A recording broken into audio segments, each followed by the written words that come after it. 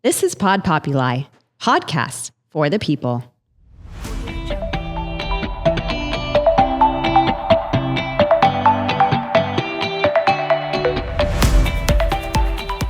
Welcome back to The Wedding Buzz. It's your host, Sydney, and today I want to talk about something that kind of makes everybody mad while planning their wedding, which is hidden wedding costs that no one talks about. And if it's your first time planning a wedding, you probably don't know what to expect, which is why having a planner is very helpful. Little side note, but it's okay. If you don't have a planner, at least I am here to help you the best I can through the podcast. But yeah, there's always hidden wedding costs. And I don't think sometimes it's not hidden. Sometimes it's very small print in the contract. So make sure you are reading your contracts, okay? Please read your contracts. And I know that so many of my couples don't read their contracts because they come to me and then they're surprised by things. And I'm like, that was in your contract. Not necessarily surprised with like my contract, but their venue is throwing something at them and I'm like, yeah, it's in the contract. Like you didn't read it. So most of the time it's not an actual hidden fee. It's just people don't read their contracts. But sometimes it is hidden fees. I kind of was inspired to do this topic today because I had a conversation with a bride last night who already has booked her venue, and basically they said things were like, oh, all inclusive. And she was like, okay, cool, great. And then they're sending her invoices for other things. So I'm like, oh, like it wasn't really all inclusive. So you got to make sure that you ask all the right questions. So anyway, let's dive in to fees and hidden wedding costs that people don't necessarily talk about, because I don't want you to end up feeling taken advantage of or feeling ripped off or feeling surprised. So budgeting surprises can add lots of stress if it's not planned for. So let's not do that. So first thing, let's talk about the venue. Service fees and taxes. Many venues will add a service charge of 20% or more. I see about 22% a lot. I've seen up to like 26%. And then there's taxes depending on your state. Things are going to be different, but often what I see is like, 6%, 7%. So make sure that you're calculating this in. And people all the time are like, yeah, the fee, like whatever.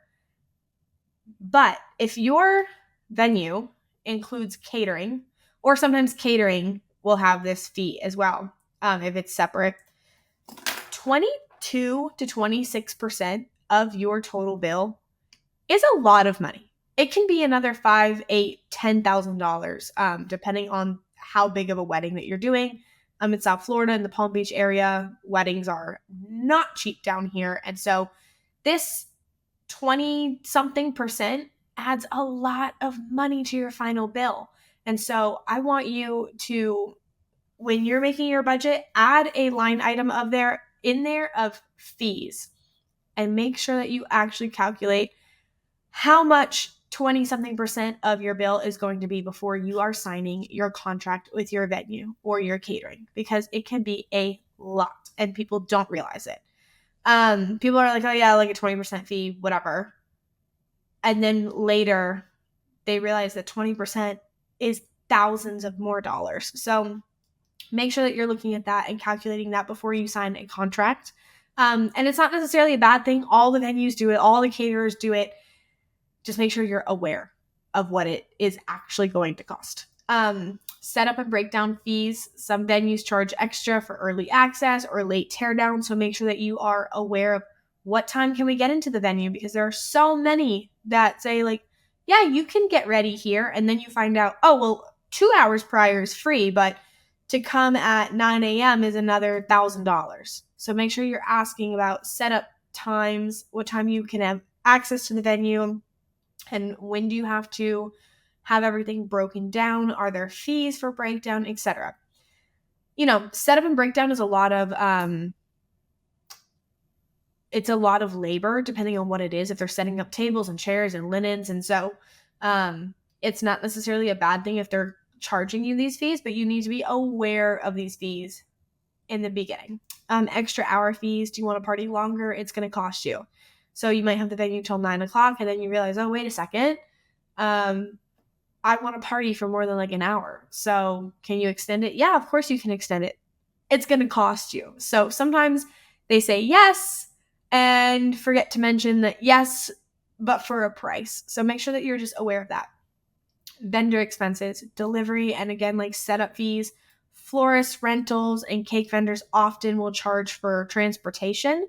Even I have sometimes clients will be like, oh, I did DIY stuff. Can you like pick it up and can you transport it and all that? And I'm like, for more money, like for an extra cost, which I am very upfront about that from the beginning. Unfortunately, not everybody is. So make sure that, you're asking about these delivery fees, setup fees, breakdown fees, all of these things. Vendor meals are usually required for most of any vendor that's there during dinner and has been there all day. Like I'm usually at weddings for like 12 hours.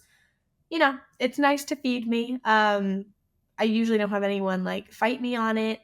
Some vendors will like have it in their contract that it is absolutely a requirement. So make sure that you're aware of this, but the venue or the caterer will probably charge you for these vendor meals. So make sure that you are calculating that in your final counts. Usually it's a reduced price, but make sure that you know what it is because sometimes there's like 8 vendors. So make sure that you are, calculating this. And then overtime fees. Again, if you're adding extra hours to your DJ, your photographer, or your planner has to stay longer than the contracted time, there might be overtime fees applied.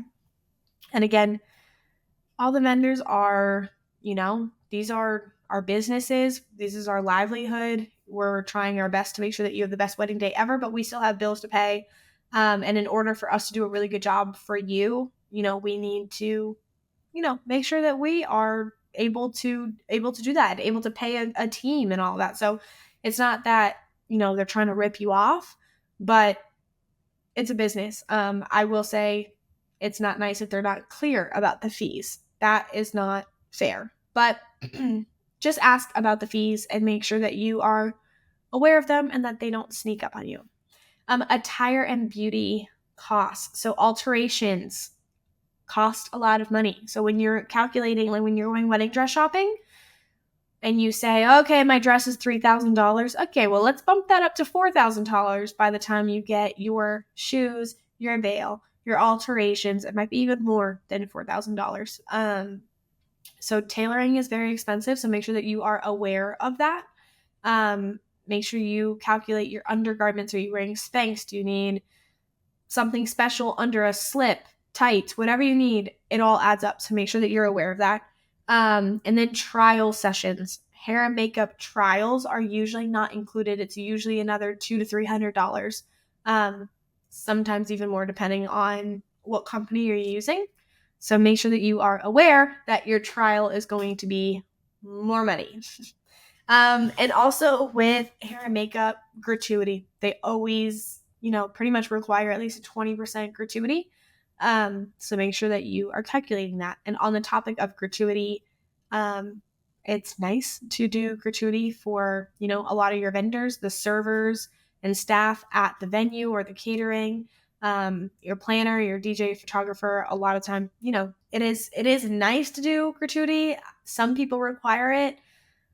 I don't require it. I see it as like a gift of like a thank you gift. So I don't require it, but you might want to think about that in the early stages of planning so that you are aware of it and you're not surprised by it later.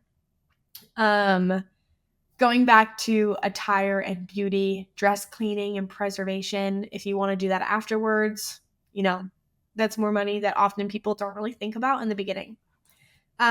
Guest related expenses, postage for your invitations, especially if you're doing like a heavier invitation or if it's thick or something, you might need double the postage. And then you're going to do postage if you're doing the old school like physical RSVP cards. Those need postage on the return envelopes as well. So make sure that you're calculating for postage when you're doing your invitations. If you do anything like welcome bags or favors, costs add up. A few weeks ago, we did little like Italian cookies in a little box. And at the end of the day, it was probably another like $1,000 that they spent for just these little cookies. By the time they got the cookies, they paid me to go pick up the cookies, package the cookies. We had to buy the boxes. We had to buy the like bakery like parchment paper. At the end of the day, it ended up probably costing nearly $1,000. So make sure that you think about that before you make some big decisions. And then unexpected plus ones, which I don't really believe in this. There shouldn't be unexpected plus ones, but I'm a big fan of like, everyone has to RSVP and you need their exact name. You can send your guest list, like you can send your invitation, and even if someone is single, you can give them a plus one, but at least calculate that plus one from the beginning. But sometimes there's unexpected plus ones, so I don't know. Just kind of be aware of it and make sure that you know that each additional person is going to drive the cost up. Some miscellaneous last minute costs that might surprise you are your marriage license and your officiant fees. Some of these officiants are charging well over $500 to $1,000, and I've even seen beyond. So, which I think is, it's a business for them too. I get it. I don't want to knock it. Some of them I think are ridiculously expensive, but, $500, $800 I've seen. I think that's kind of reasonable, but a lot of people forget that you might have to pay for that. So don't forget that you're going to have to pay for that and your marriage license. Tipping vendors, I had that on my list here, which we kind of talked about, but if you want to be nice and tip your vendors, it's definitely appreciated. Then there's things like weather contingencies.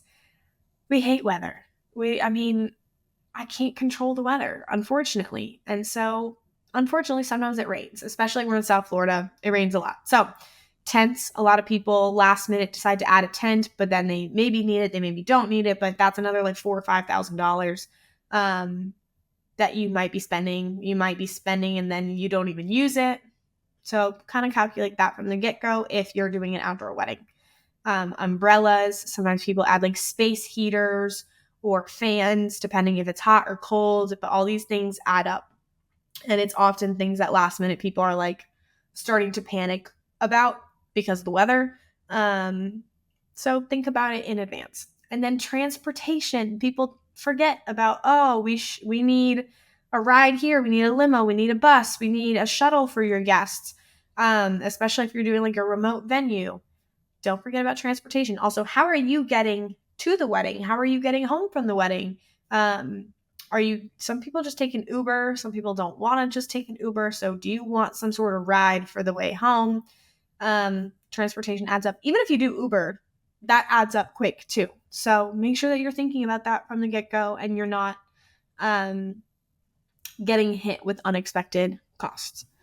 So how to plan for hidden costs. Hopefully nothing is actually hidden. And if you ask the right questions, you're going to find out everything from the beginning. But how to plan, create a buffer in your budget. Set aside 5-10% of your budget for unexpected expenses, a miscellaneous category. Make sure in your budget a tip and gratuity section is in there as well. And that you're actually calculating, if you want to do a 10% or 20% or whatever, how much realistically is this going to cost? Because you might think a couple $100 and then that quickly turns into a couple $1,000 or more. So make sure you're really thinking about this.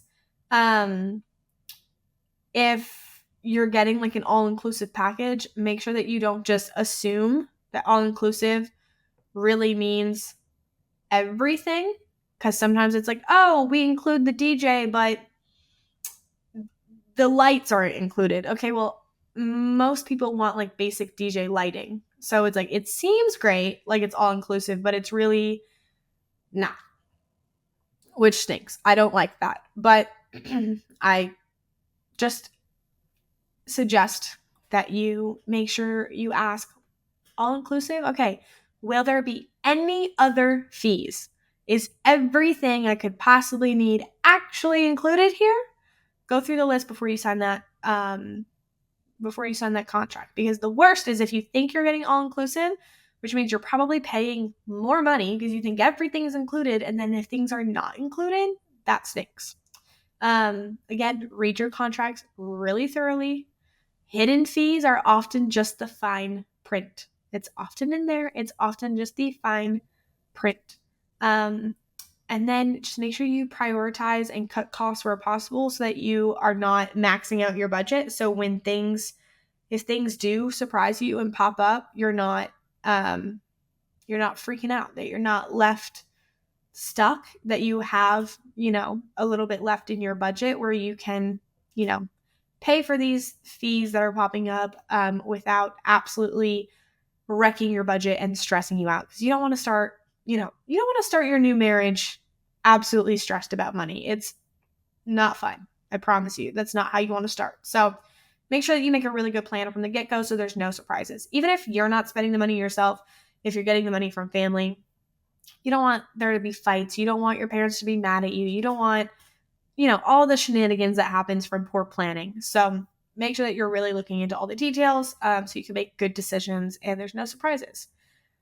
So with that, I hope that, I feel like the biggest takeaway here is ask all the questions and read the fine print. If you do those two things, you should be okay. Make sure that you actually plan in advance. Time after time. People are like, well, I don't really have a budget. We're just going to see. And they often a little fight me on like making a budget. And I just don't want you to do that. Even if it's not an exact budget, throw out a number. Are we talking 30,000, 50,000, 70,000, 100,000? Like where do you want to be? Because if you don't write it down, I promise you, you're going to be way ahead of it in no time. I have couples all the time that tell me like their budget's $100,000 and we are right there. We are right there. It's very easy to spend 6 figures or more on a wedding, at least in South Florida where I am. So read the fine print, make sure that you're aware. I suggest hiring a wedding planner so that they are asking these questions and looking at the fine print as well.